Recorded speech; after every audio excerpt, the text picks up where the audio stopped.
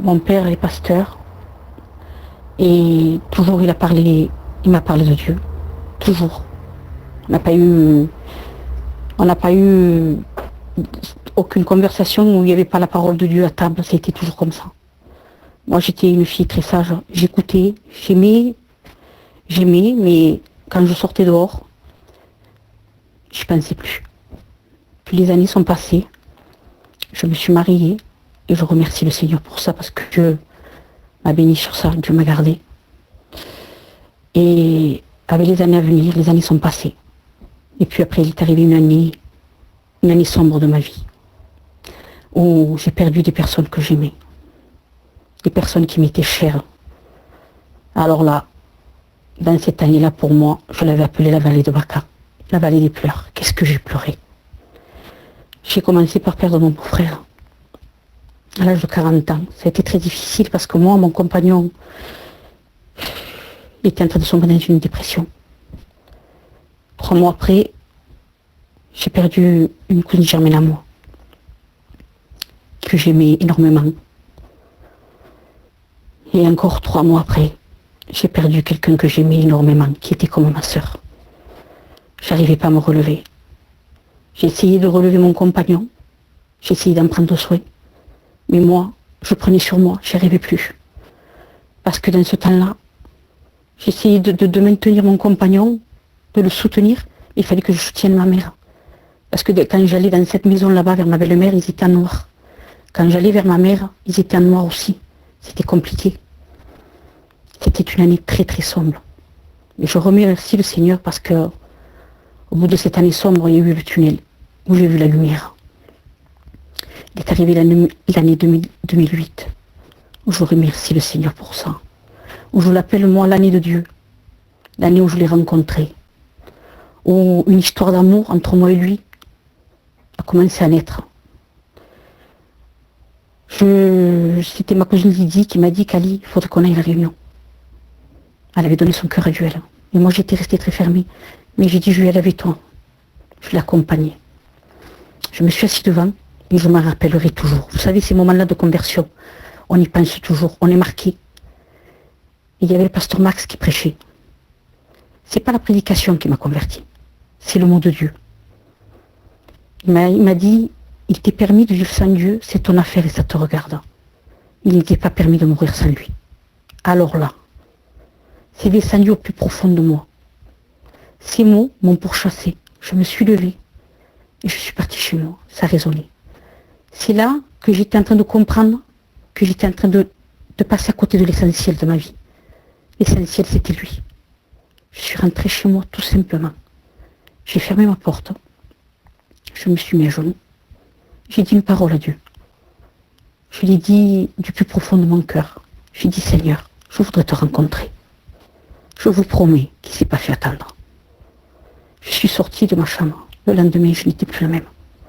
J'étais bouleversée. Je parlais de lui, je pleurais de jour. Ah, quelle grandeur, Seigneur. Ma vie était chamboulée. Mon compagnon n'était pas converti. Il ne me reconnaissait plus. Il avait été voir mon père. Il m'avait dit, mais beau-père, qu'est-ce qui se passe? Je ne la reconnais plus. C'est plus la même. Je parlais à mes copines, je pleurais. Toute la journée, je remerciais Dieu. Je savais pas. C'était quelque chose de nouveau qui laissait en moi. Ah, quelle grâce, Seigneur. Et puis après, pendant 7 ou 8 mois, j'ai marché avec Dieu.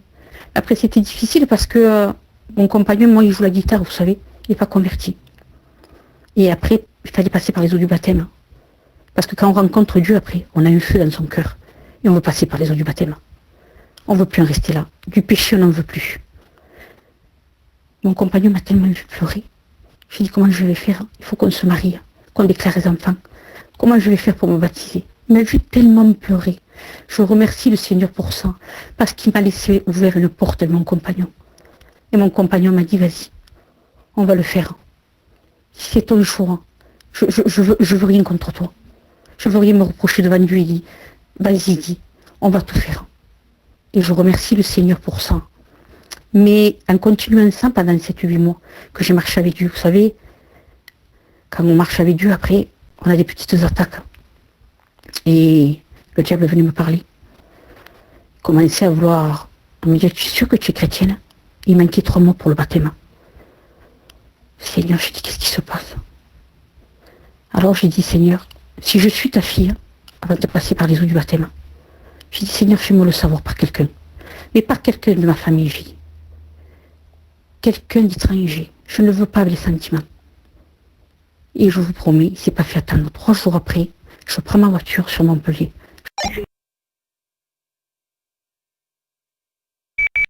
A été coupé, Kali. C'est rien, reprends ma soeur. Et je descends du faubourg de Figueroa. Et en descendant, on m'accoste. C'est un camion de CRS. Il me dit, madame, accostez-vous. Il faut qu'on contrôle vos papiers. Vous n'avez pas eu la ceinture de sécurité. J'étais troublée. J'ai dit, Seigneur, c'est pas possible. Et le monsieur me regarde.